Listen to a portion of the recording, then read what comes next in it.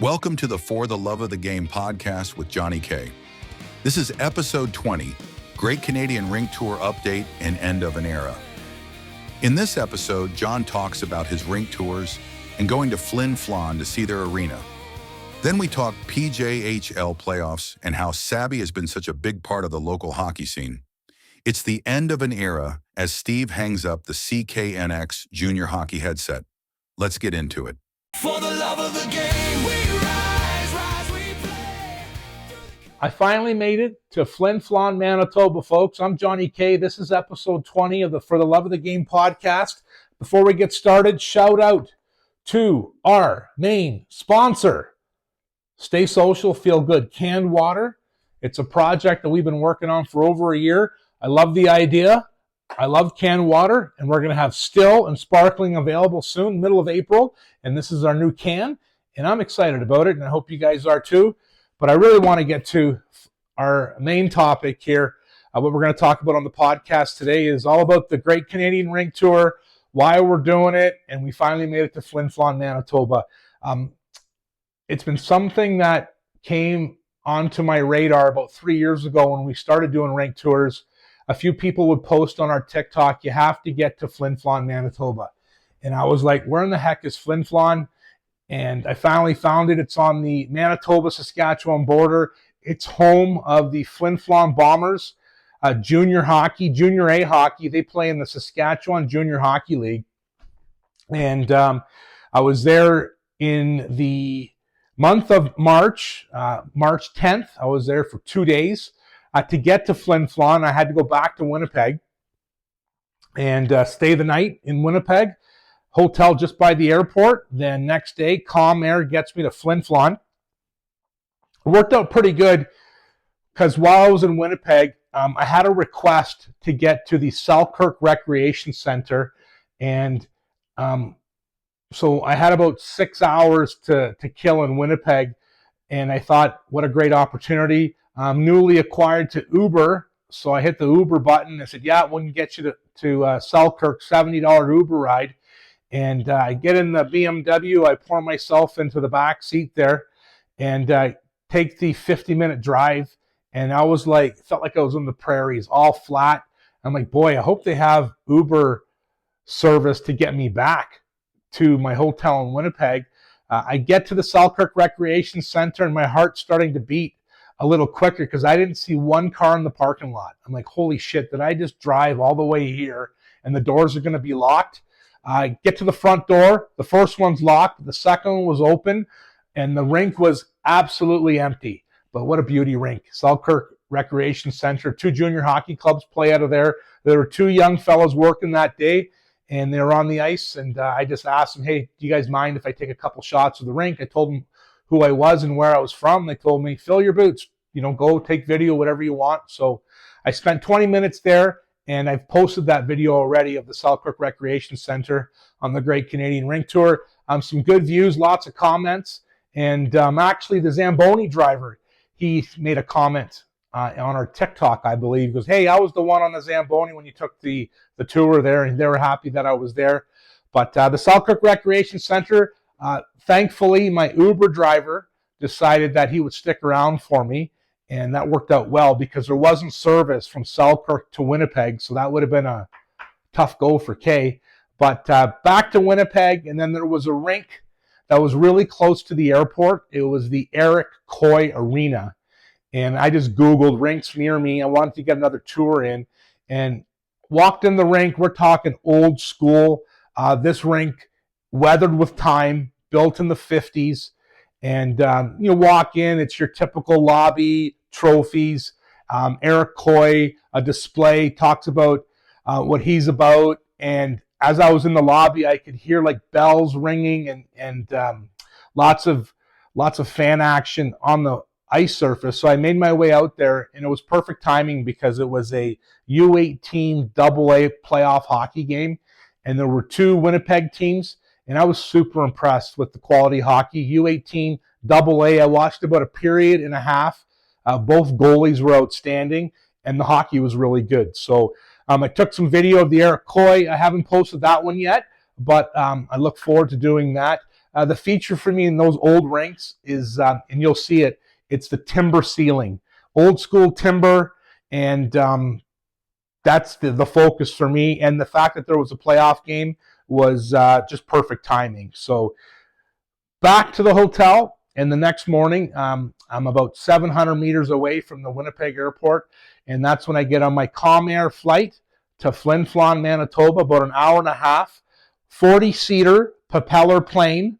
I get into the front. I have the first row, and I'm going to take my coat off because I want to relax on the plane. And a buddy goes to me, he goes, "Hey, put your coat back on. You're going to freeze to death up here." And he was right. It was a chilly ride. I've only been on a propeller plane once before, but it was years ago. So it was quite an experience. Just gawking out the window there, all I could see were trees and lakes and more trees and more lakes. And finally, an hour and a half later, we landed in Flin Flon. And I'm always looking for some type of structure or buildings or homes. Same thing, trees, lakes, trees, lakes. We land. And the airport in Flin Flon, no joke, was probably the size of my house. Yeah, just a small airport.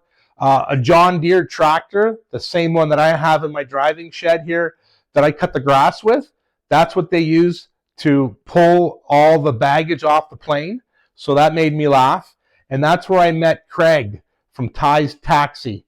I had connected with that company about a week before I headed to Flin Flon, and I talked to him on phone, friendly guy, and he made arrangements to pick me up at the airport, and glad I did.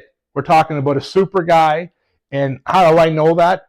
My first impression is he knew everyone at the airport. There was an RCMP officer. He shook his hand. They were talking about the town of Flin Flon and what's going on. And then he just was friendly, and I knew right away that this trip was going to be great, and I had someone to drive me around, which was key. I was going to rent a car while I was in Flin Flon, but yeah, I'm not the most comfortable driver, especially on roads, and it was like winter up there. Winter, and I had my New Balance Pure Whites on, my Run DMCs, and Craig showed up with these boots up to his knees. I'm like, holy cow. Am I going to freeze up here? But I didn't have to walk too far because I had Craig, my chauffeur, driving me everywhere. And we started off right away. Instead of going to the hotel, Craig took me to the tourist attraction, the number one tourist attraction, a 24-foot statue of Flinty. Yeah, he's a leprechaun. And I took the front view picture, and he told me, actually, take the side view picture, and you get a chuckle from it because all the tourists that go to Flin Flon, they take a side view, and Flinty's thumb looks like another body part. Yeah, you have to see it to appreciate it, but it was funny. Back in the van, Craig takes me to the Winter Lodge, and that was something that I watched on the national news a month before on CBC, and it said about the Winter Lodge is open in Flin Flon, tourist attraction. He took me there. Quick little tour, and then we decided that we were going to take a drive to two of the rinks that I wanted to see. One's in Denier Beach, and it was about a 20-minute drive. So as we're driving through Flin Flon, Craig gave me the heads up, "Hey, Johnny, in 3 seconds, we're going to be in Saskatchewan once we cross the street." So I thought that was cool. I knew I was on a border town, but I didn't know how close the proximity was. But we drive over one street, and then I look to my right, and there's the flagpole, the flag of Saskatchewan, and just to say welcome to Saskatchewan. And we drove through Creighton. We would go there after. We had one stop there, but we were heading to Denier Beach. And on the way there, Craig gave me a bit of a history lesson of the area because I started to notice the trees were charred and they were black. And Craig told me that the summer of 2024, the Flin Flon, Creighton, and Denier Beach area, they were severely hit by forest fires. And I've never seen that type of destruction before. We're talking kilometers of charred trees. Craig would point out a house that was still standing there, but he said, there were 6 houses around here that didn't survive. They were burnt down. We pull into the small community of Denier Beach. I think it's about 600 people. Craig took me down a subdivision, and what I thought was a bunch of stakes for new development. He goes, that's not new development, John. That's where homes were. And he had a relative that had a house there. It burnt down.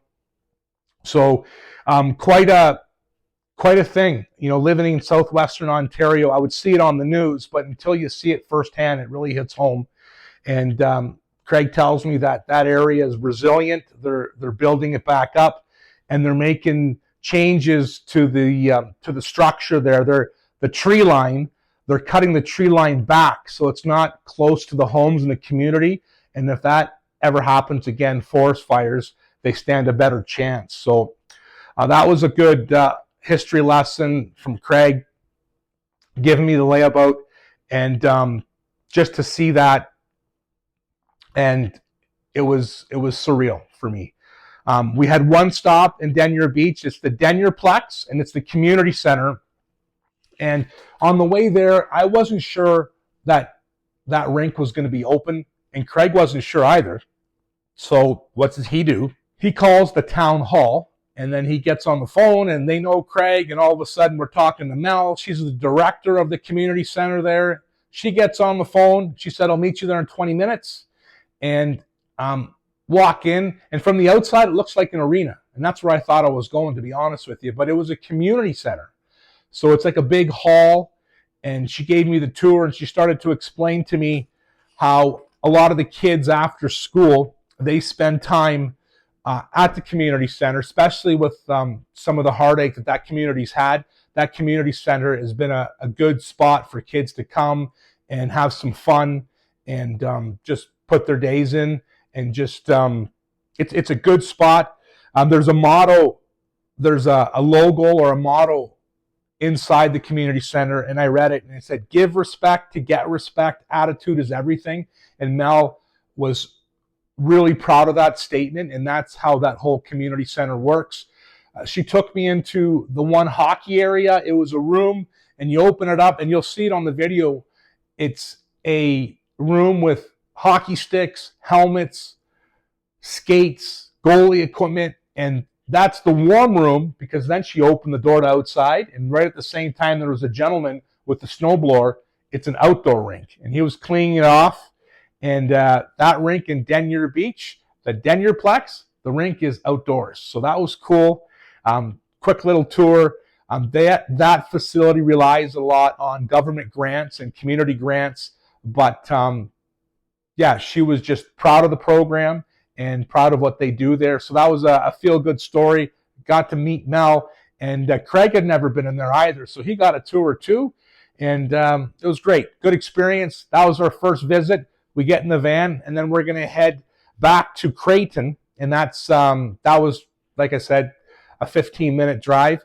We walk into the Creighton Sports Tech, and it was a gentleman there that obviously knew Craig. They started talking, and Craig introduced me and said, I'm from TikTok, and I do rink tours, and I'm part of the Great Canadian Rink Tour. So this gentleman just asked me to go around and video or take pictures of whatever I wanted. So that was fun. I just posted that video today. So if you get a chance to go on my Instagram or TikTok, you'll see it. But it's a small rink, and just kind of reminds me a little bit of Ayton, and just a good rink, community rink. And there's only two rinks in that area. It's the Whitney Forum and the Creighton Sports Tech. They're about 5 to 6 minutes away. But it was nice being able to gather content. After that, we said goodbye to Craig's friend, and we jumped in the van, and I really wanted to see the Whitney Forum. That was the main event, the main attraction, home of the Flin Flon Bombers. So we get to the Whitney Forum. We pull in. Craig gives me a little tour of the town of Flin Flon, and I enjoyed that. 5,100 people approximately live there. And the historian, Craig, told me about how back maybe 20 years ago, the population was closer to 20,000. The small community of Flin Flon was booming. It's a mining town. And every day, there's a day shift and a night shift. And Craig would say, just before the day shift is over, the whole town would shake and rumble, because they would let the explosives go So the night shift had something to mine. So, but since then, the mine is closed, and he recalled the last Friday that the mine let the explosives off, and that was kind of like the final farewell for the mines. And since then, the population of Flin Flon has gone down a bit, but he's really positive that there's going to be more infrastructure in Flin Flon. He's been hearing rumors of other mines opening, and just seeing that community in the wintertime, I think it'd be a really cool spot in the summertime too. Lots of lakes. There's lots of lodges, and people fly planes into lakes, and you go fishing and fishing trips. And he was actually going to take me on the lake to go for a drive in the van, but I kind of said maybe not today. I'm a little scared of that. Asked him if he had a life jacket, but yeah, people drive on the lake. It's a cool community. Drove me to the Whitney Forum, and from the outside, folks, a block building, and I'm like, wow. I'm not sure. Like, doesn't look like the inside pictures that I saw, but from the outside, the entrance, and it's kind of a building, like it's kind of up on a bit of a hill, and then the main structure of the building's kind of sunk a bit. But walked into the Whitney Forum, and I stopped in my tracks, and I was like, wow, this is why I do it. This is why the Great Canadian Rink Tour exists, and people have been boasting about this rink for so many years. And I finally walked in there. I felt like I was in a museum, folks. They have a walking track. The place was busy. And NHL Wall of Fame, a lot of notables that have played for the Flin Flon Bombers. Bobby Clark, Reggie Leach, Reed Simpson, Kenny Baumgardner, to name a few. But I spent 2 hours in the Whitney Forum just walking around. I'm a big fan of banners. The rafters, banners. I met a fellow there. His name is Ken Pawalchuk. I hope I have the name right. But Craig introduced me to Ken, and he's the actual official historian of the Whitney Forum. And he was telling me how the first Bombers team started in 1927. Next season's going to be 100 years. Told me how the rink was built. Established in 1958, they used the roof and the ceiling from the old rink, and then to lift it up and then build the new Whitney Forum. So signage in that rink is incredible. Welcome to the zoo. I wouldn't get the full effect of that till I actually watched the game. But if you get a chance, watch the TikTok I did on the Great Canadian Rink Tour of the Whitney Forum. You'll appreciate it. A lot of good sight lines. Just the seating's wonderful all the way around. It's a bowl. And I spent 2 hours there, took as much video as I could. And then Craig drove me to my hotel, the Victoria Inn there. And the game plan was just to kind of chill on the Monday night, start to put together some video. But I knew that I was going to go back the next day to catch a game, and I was going to get more video. Fun fact, Tuesday morning, I wake up and I get a call from Craig, and I did tell you that he knows everyone, and he also knows the head coach of the Flin Flon Bombers. That's Mike Regan. He's been the head coach for 18 years. He's one of the longest tenured coach of the Bombers. He was a former player as well, 600 plus wins, and he told me, he called Mike, and he says, I have this guy here that does rink tours, and he told Craig to bring me to the rink. They practiced at 11 o'clock.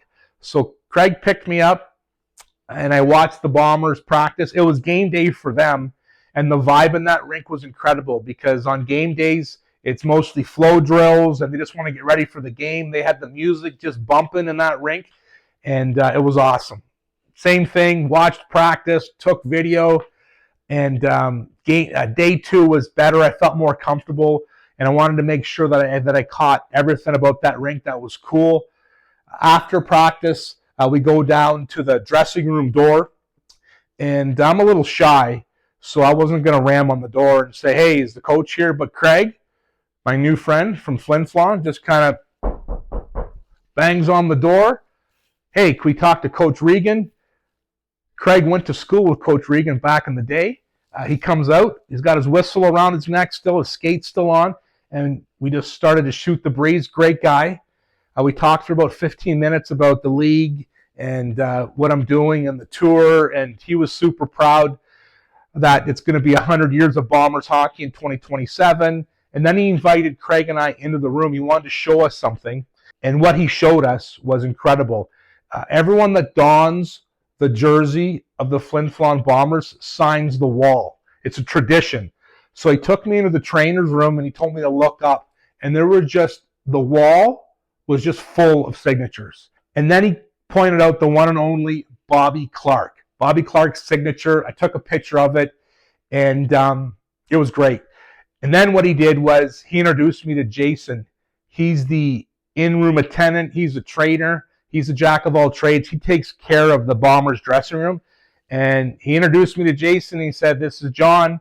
And Jason said, "John, why don't you come back at 3:30? I'll give you a complete room tour. Everything will be set for the game, and you'll be able to take video whenever you want." So I thought that was awesome. Go back to the hotel. Then I go back to the rink, and it's 3:30 now. Jason, a.k.a. J-Rock, he's the guy that's connected in that room. And I went in, and I was just floored. It was beautiful. I've posted that video as well. And you know what? I'm probably going to attach the video of the Whitney Forum to this podcast and the rink tour. If you're watching on YouTube, you can check it out. But the room was just amazing. Jason took me around everywhere. A lot of slogans on the wall. Obviously, in the dressing room, the carpet with the logo, the Bombers logo in the middle. Made sure not to step on the logo. I did a panorama of the whole room. And if you played hockey ever for the Flin Flon Bombers, you're lucky, because that room is historic. It's epic. It's just full of hockey culture. I'd asked Jason to kind of maybe point out what's your favorite slogan on the wall. And he pointed to the slogan that said, "How will you be remembered?" And I thought, that's perfect. I made sure that was in the video. And thank Jason. Love that. I went back to the hotel, and I was excited now to get back to the game. So the game did not disappoint. Almost a capacity crowd. They were playing Nipawin, and about 2 or 3 games left in the regular season. It was a tight game, 1-1. And then the Bombers opened up the scoring, and it was a 4-1 final. Plenty of people of Flin Flon told me while I was there, "Hey, if they win, you'll see the moose leg." I wasn't sure what they meant. All of a sudden, the Bombers are at center ice doing their salute to their fans, and then a moose leg comes on the ice, and captain picks it up, then he gives it to the player of the game. I think he gave it to the goalie that day. And then that was just a great tradition. It was good. People were filing out.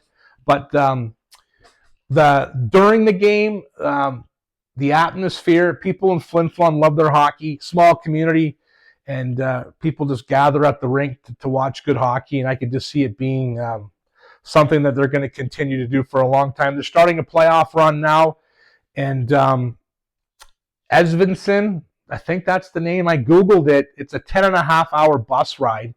They're up 2-0 at the timing of this podcast, but that's a long bus trip, folks. Really enjoyed my time in Flin Flon. Really enjoyed my time at the Whitney Forum, and it did not disappoint. Since then, I posted the video, plenty of comments, and I really believe in the rink tours that we're doing, and I really believe it's just something that it's positive. And when people talk about their hometown community rink, there's always a good memory. I've heard a lot of, "Hey, I've taken my first strides in this rink. I learned how to play hockey in this rink. I watched my grandson play in this rink. I lost in double overtime in this rink." Just all the stuff that hockey provides in conjunction with life lessons. That's what makes me feel good about the Great Canadian Rink Tour, and I'm going to continue to do it. And as for like rink tour season, realistically, I travel with Charlie for his hockey. A lot of the rinks in southwestern Ontario I've covered. But if there's not a rink that I haven't been to, I'll make sure I'll get video of that. But for travel-wise, just with the way my schedule works, probably I'm going to travel from January till like March, April, because I do want to get back and I want to go out east. I want to get to Alberta. I want to get to BC, but I want to get to the Northwest Territories, the Yukon. There's been requests from all over, but it is going to be something that's going to take me a long time. I joke that it's going to take me 30 years, but having something to strive for is how I roll, and I love it. And it's been something to grow the brand. I thought for the love of the game, we have a good pocket here in southwestern Ontario. I feel like people get the brand here, and I felt like if people get the brand here, maybe others across Canada will get it.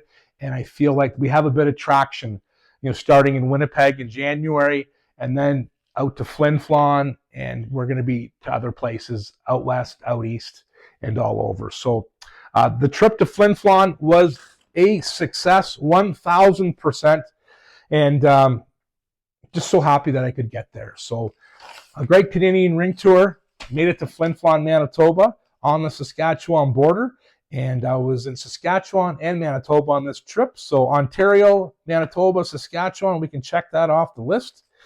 And that was fun. That was fun, folks. Hope you enjoyed me talking about Flin Flon and the Whitney Forum and on the other rinks that I saw. And it's something that I'm going to continue to do. When I get back home, playoff hockey. Yeah, we're going to switch gears now. I watched a couple of Game 7s when I got home. My hometown here for me, Durham, Ontario, was the Durham Thundercats. They were down 3-1 to the Ripley Wolves. They fight back, they claw back, and they force a Game 7. So I remember it was on a Sunday, and my son Charlie goes, "Hey, Dad, aren't we going to go to Game 7?" I'm like, I wasn't actually thinking about going, but hey, you know what? Could be an epic game. And my nephew Justin plays for the T-Cats, and I have a lot of buddies that play for the Ripley Wolves. So I'm glad Charlie and I went to the game. A good, solid game. Ripley wins the game 4-2. Just being in an environment of a Game 7 was really cool. Senior hockey in this area is excellent. I played 12 years of senior hockey with the Durham Thundercats, but the quality of hockey and the game is quicker, and just I enjoy watching it. Charlie enjoys watching it, and just to see small local rinks filled to the rafters. Game 6 in Durham, I was there, and it was packed. And then Game 7 in Ripley, small rink. We're talking about the old school beams, and it was, Charlie and I got there an hour before, and we got to the corner on the glass. We didn't move all game because we had our seat. We didn't want to lose it. So the second Game 7 was on CKNX.ca. That's a part-time job that I do, calling games with my good friend Steve Sabrin. I do color commentary. Steve Sabrin does the play-by-play. And we were able to call one of the best Game 7s I've been witness to. It was Mount Forest Patriots and the Hanover Barons in the second round of the Pollock Division playoffs. And it was fun because knowing that this is the last year that OHA hockey is going to be on CKNX and AM 920, just to have that Game 7 was a good experience. Steve Sabrin's been calling games for 21 years. And if you've never had a chance to listen to our broadcast and listen to Steve, he's one of the best in the business. He's got great flow. Has energy, and it's going to be a tough game. When we call our last one this year, I don't know exactly when it's going to be. We're currently calling the Pollock Division final. It's the Fergus Whalers and the Hanover Barons. They're tied up at 1 right now, but that's going to be a great series. But when Steve makes the final call, it's going to be tough because I've gotten to know Steve, the last 4 years, and then I met Steve 15 years ago when I started doing just some spotting, just a couple on-call color commentary. That's when I learned how to do it, but full-time for the last 4 years. And Steve's a great guy, knows his hockey, and he brings emotion and what you want by a play-by-play guy. If you're listening at home or on the radio, you want to be able to envision what he sees, the ice and the plays and the structure. And Steve's been doing it for 21 years. And, I thought there was some great epic calls in that Game 7, and I'm going to attach them to this podcast. It was a Game 7. Place was just packed. when you have two local teams 15 minutes apart, they travel well. It's an executive's dream, right? Obviously, you want to win that game 7, but when you can fill your barn, that helps with the cost of running a junior hockey team. So the P&H Centre was packed to the rafters. It was Steve with the play-by-play, yours truly with color, and there was only a couple goals in that game. It was a 2-1 final, but the first goal came at 12:01 of the first period. It was Alex McGilvery, and nice goal, gets the puck on the right side and just kind of explodes up the ice. 12:01 first period, it sounded like this. Burkett gives it away. Arnold is stopped, and it's going to be Duggan with the puck. Pass to the far right wing. In comes McGilvery. Takes a look. Nice toe drag. McGilvery shot. Score!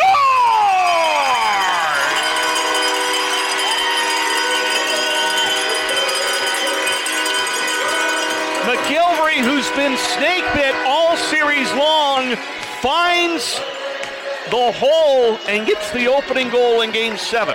When you want Alex to get the puck, you want to have his feet moving, and that's what happened. McGilvery gets the puck at the red line, and that sweet move, a little inside-outside toe drag, and he beats Cribben, and the Barons get the opening goal here at the P&H Centre.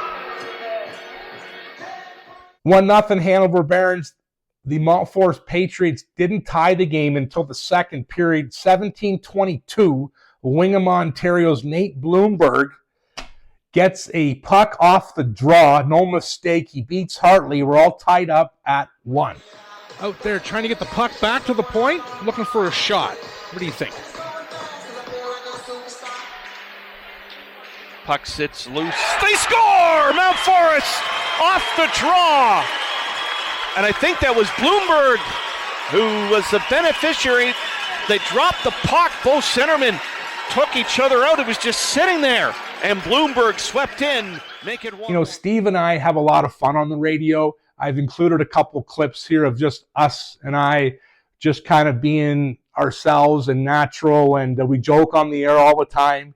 And so I'm going to share a couple clips with you of just Steve and I getting ready for overtime. And Steve, it's just comfortable. I know that when we're in sync, we're just, he's starting to talk when I finish and stuff like that. But here's a couple clips of Steve and I just having a good time on the air. Buzzer goes. And speaking of tied up, that's where we are, Johnny K. One apiece. One apiece. Nate Bloomberg from Wingham, Ontario. He's 20 years old, and he's tied this Game 7 up. All right, we'll be back with the out-of-town scoreboard and a whole lot more. This is OHA Hockey on CKNX, brought to you by Leslie Motors in Harrison, Walkerton, and Wingham. Driven by Canadians, driven by hockey. I asked Charlie before I left, I go, Charlie, how do I look in this jacket? And he says, Dad, you look like 5 pounds of ground beef in a 4-pound bag. Yeah, nice kid, eh? Yeah. Then he said he was kidding, so I wore it. I look okay in it, don't I? You look great. Thanks, sir. buddy. You look great. Away we go. Third period action from center ice, and it's going to be Blackburn racing back into his own zone. Third period, absolutely no scoring. And we get to the third period. The feature for me were the goaltenders. There was a big save. 11:37, Matt McClellan from the Patriots started below the goal line. He kind of goes over the top, and Hartley's down and out, and I think that he's going to try to roof the puck, but somehow Hartley got a pad on it, made a huge save.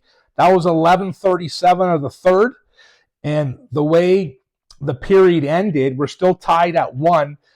Drew Cribben started Game 6, had an outstanding game. He played Game 7, and Barons have 2 great scoring opportunities with about 22 seconds left. And you'll hear the clip of that. I comment how Cribben has ice in his veins, and that's the way the game ended as Cribben led his team off, and then we're going to go into overtime. In the corner, Patriots back defense, or Barons back defensively, but they gave it away. Out in front, Hartley down! Oh, and he made the save! McClellan couldn't lift it high enough, and somehow Hartley keeps it out. That's a big play. Turnover below the goal line. McClellan comes out. He has Hartley down, flat. couldn't lift it enough. Harley kind of kicked that bat up.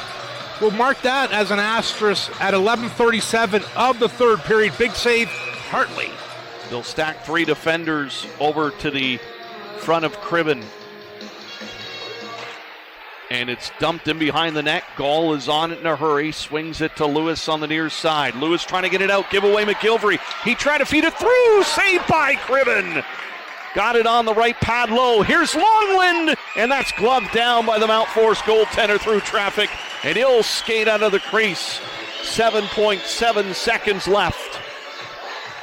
Cribben with ice in his veins. Cool as a cucumber out there. Having himself a game. A little bit of an ill-advised turnover in your own end. McGilvery has a look. Burkett misses the rebound. 7.7 seconds left here, Steve. Face off near side.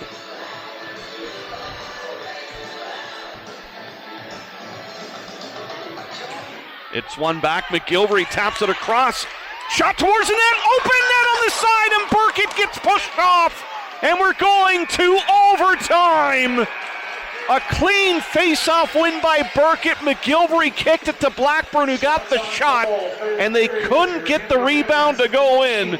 We go to OT. You couldn't have drawn it up any better. That far post, it was open, just needed a tap in. Cribben leads the Patriots off after 3 periods of hockey. It's 1-1. We're heading to overtime in Game 7. You're listening to OHA Hockey on CKNX, brought to you by Leslie Motors in Harrison, Walkerton, and Wingham, driven by Canadians, driven by hockey. Game 7, double overtime, and the moment you've been waiting for. Game 7. Can't get any better than this. This is OHA Hockey on CKNX, brought to you by Leslie Motors in Harrison, Walkerton, and Wingham, driven by Canadians, driven by hockey. Jack Kruderink from Port Elgin, Ontario. The time was 10:16, and it was kind of a play. Kruderink was going from the far corner across the net, and he stuck out his stick, and Steve Sabrin with an epic call. It sounded like this. Everything. Dukeshire able to collect it on the near side. Trying to find some space. They score! They score! It's Kruderink on the tip, and the Barons win it in double OT!